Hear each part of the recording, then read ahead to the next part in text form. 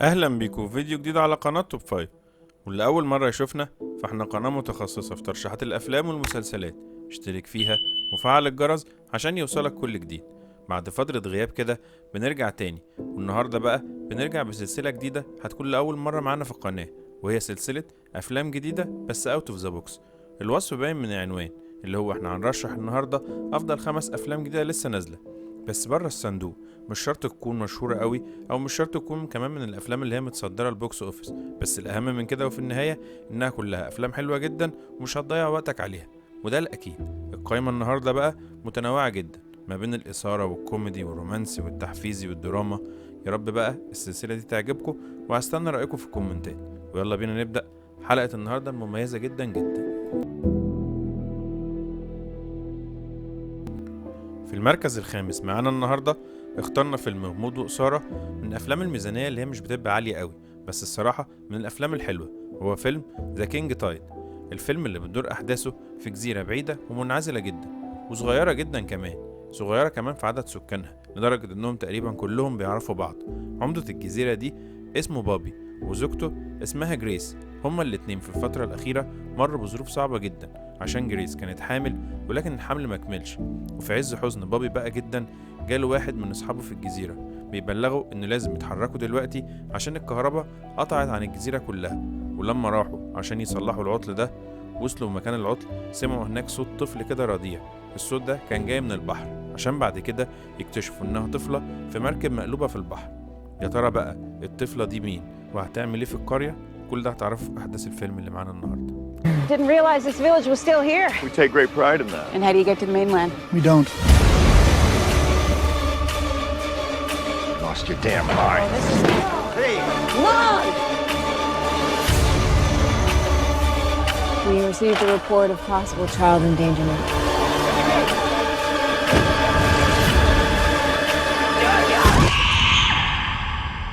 Many thanks to Isla. Many thanks to Isla.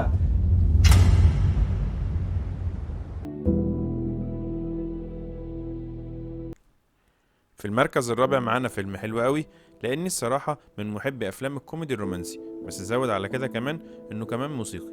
الفيلم اللي اخترناه النهاردة هو فيلم ميوزيكا، الفيلم اللي من بطولة رودي مانكوسو، اللي بدأ حياته في صناعة المحتوى سنة 2013 عن طريق اليوتيوب، لحد ما قدر يكون واحد من اشهر صناع المحتوى في العالم، وعنده مليارات المشاهدات في كل المنصات بتاعته. رودي اللي قرر بعد 10 سنين من نجاحاته دي انه يدخل عالم السينما والانتاج عشان يحكي عن شخصيته، بس بقى مش في شكل افلام سيرة ذاتية او افلام وثائقية، لا، ده على شكل كمان كوميدي رومانسي وخيالي كمان. عشان بقى تبدأ احداث فيلمنا الروعة النهاردة، الفيلم اللي بيتكلم عن رودي، الشاب الجامعي الامريكي اللي من اصول ايطالية من ناحية باباه، ومن اصول برازيلية من ناحية مامته، واللي عايش في نيوجيرسي. رودي مش بيحب في حياته اكتر من الموسيقى والعرايس اللي هي بتاعة المسرح. الاتنين دول هم اهم حاجة في حياة رودي. بس رودي بقى كان عنده مرض غريب ونادر جدا اسمه الحس المرافق، وده عبارة كده عن حالة عصبية بتجيله وتركيز شديد جدا جدا مع الأصوات اللي بيسمعها حواليه. يعني تقدر تقول كده إنه عنده حساسية للصوت، وده كان مخليله عامل له مشاكل كتيرة جدا جدا سواء في دراسته أو في حياته الشخصية. ده غير التوتر وإحساسه إنه شخص مش طبيعي. رودي بعد لما انفصل عن هالي البنت اللي كان بيحبها، بيقابل بقى بعد كده إيزابيلا عن طريق مامته. يا ترى بقى إيزابيلا دي هتعمل ايه في حياته وهتغير في حياته ايه؟ كل ده هتعرفه في أحداث الفيلم الروعة ده. في المركز الثالث معانا النهاردة اخترنا واحد من الأفلام أو نوعية الأفلام اللي ناس كتير قوي بتحبها ومبقتش موجودة كتير قوي الفترة الأخيرة، وهي أفلام الدراما الرومانسي الحزينة قوي أو أفلام العياط زي ما بيسموها. والفيلم اللي معانا النهاردة هو فيلم دروينج كلوزر، الفيلم اللي بتدور أحداثه حوالين أكيتو، وده شاب عنده 17 سنة لسه في الدراسة. بيكتشف فجأة بعد لما تعب وعمل تحليل وإشعاعات إن عنده مرض ورم نادر في الصدر، وعلى كلام الدكاترة مش هيكون قدامه أكتر من سنة في الحياة. يا إما بقى الحل التاني إنه يعمل عملية، بس نسبة نجاح العملية دي تقدر تقول إن هو صفر. وده اللي خلى أكيتو يدخل في حالة حزن كبيرة جدا، ويبدو خلاص بقى إن هو يفكر في الانتحار بدل ما يفضل قاعد مستني الموت يوم ورا التاني. وبعد كده ما بدأ يقرأ ردود الناس على سؤاله اللي كان كاتبه على النت إن هو إزاي يتخلص من حياته، بيقابل بالصدفة هارونا، ودي بنت عندها 17 سنة، وشدوا ليها قوي إنها كانت قاعدة ترسم والرسم بتاعها كان حلو جدا. لما راح سألها هي بترسم ايه، قالت له انها بترسم الجنة اللي هتروحها كمان اقل من 6 شهور، لان هي بتعاني من مرض العضال اللي ملوش علاج. بس بالرغم من كده ما كانتش شايلة الدنيا قوي زي ما هو كان عامل كده، ما كانش الموضوع في دماغها خالص، وكانت عايشة اللي قدامها في الحياة وخلاص. وده اللي أثر قوي في أكيتو، وعشان كده قرر انه تاني يوم يروح يزورها تاني في المستشفى، بس قرر كمان انه ما يقولهاش على حقيقة مرضه. يا ترى بقى عمل كده ليه، وايه اللي هيحصل ما بينهم؟ كل ده هتعرفه في احداث الفيلم الحلو قوي ده. في المركز التاني معانا النهاردة اخترنا فيلم كوميدي اكشن بس حلو جدا، من الافلام المختلفة جدا اللي نزلت الفترة الاخيرة، هو فيلم ثيلما. الفيلم اللي بتدور احداثه حوالين ثيلما بوست، الست اللي عندها 93 سنة وعايشة لوحدها في لوس انجلوس، واللي دايما حفيدها داني اللي ملوش اي هدف واضح ابدا في الدنيا بيجي يزورها ويقضي طلباتها. بالرغم ان سلمى قريبة جدا من داني، الا ان هو كانت شايفاه شخص متعالي جدا كده، لحد ما في يوم بيجي لسلمى تليفون من واحد بيقول انه داني وانه اتقبض عليه، وان لازم تبعتله دلوقتي 10,000 دولار. بعد حالة من القلق الكبير اللي حصلت ليها، اكتشفت ان داني اصلا كويس، وان هو مفيهوش اي حاجة من الكلام ده حصل. بعدها بقى عرفت انها تعرضت للنصب، وبقى انها بقى بعتت الفلوس بارادتها، فشايفة ان الشرطة مش هتعمل لها حاجة، لان القانون بقى طبعا ما بيحميش المغفلين. وده اللي خلاها تقرر انها تهرب من غير ما تقول للعيلة بتاعتها، عشان ترجع الفلوس بتاعتها بأي طريقة من اللي نصب عليها. يا ترى بقى هتعمل ايه، ومين اللي هيساعدها بما ان اصلا كل زمايلها تقريبا ماتوا؟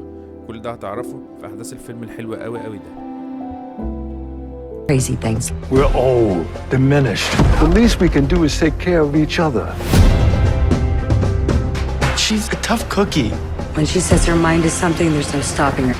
My grandson's parked a block away. I don't have much time. You left your grandson in the car? But he's 24.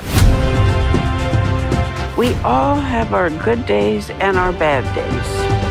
And what's today? We'll find out.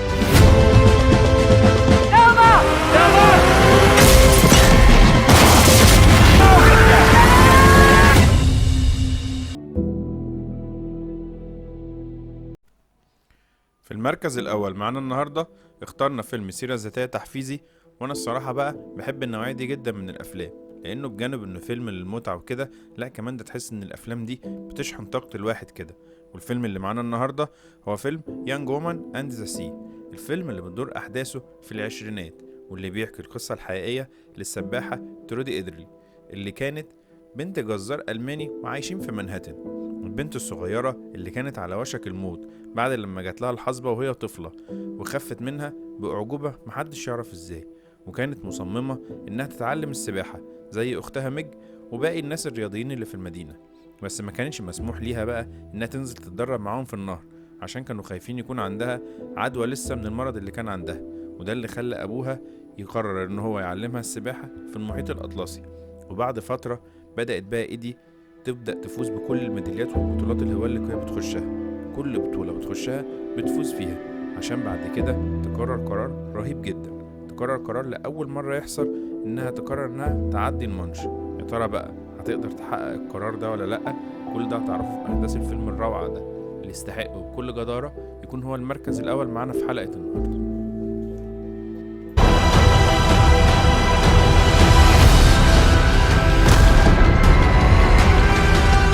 I need you to promise me something. Don't let anyone take me out of the water, no matter what.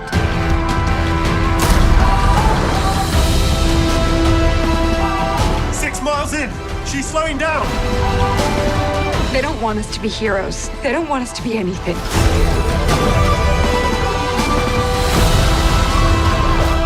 Jellyfish. She's gonna have to swim through. Trudy, you don't have to do this. I don't know. Seems like a nice day for a swim.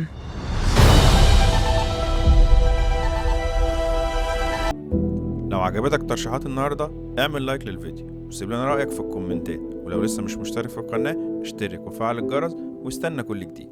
خلص الكلام، سلام.